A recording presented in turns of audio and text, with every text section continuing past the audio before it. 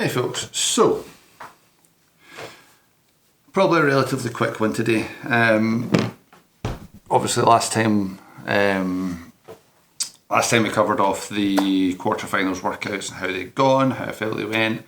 This week was basically a bit of a recovery week. There wasn't an awful lot of training involved in it. Part of what I had to do though, and I'll cover this off in more detail later, with my training program, which like I said, I'll talk about later, I had to do a test, or there's a test profile that we have to do.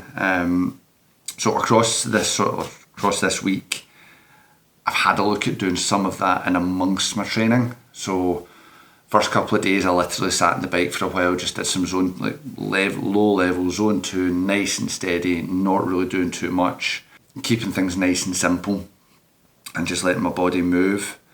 And in amongst that, I threw in a couple of wee tests, so things like a max set toes to bar, max set bar muscle ups, max handstand walk, which isn't very far, that type of thing. What I really noticed though, and this is the bit that I want to touch on, so it's that sort of post-competition situation.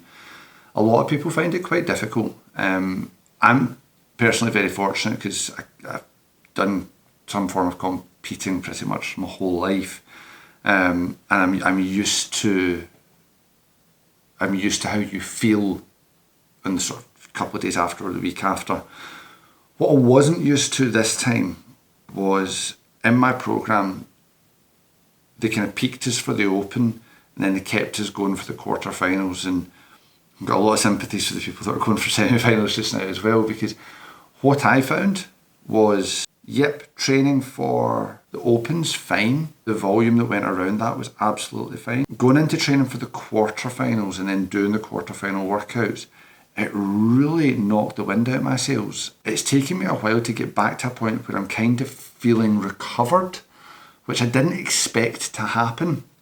So just that wee subtle change in intensity has made a really, really big difference to me for how I feel about, my training, how my training is going, what I'm doing. So I'm glad that I took the wee step back. You'll see in this video, that we've got, I think, I'd done my handstand walk attempt, which I'll probably try again because my shoulders felt terrible.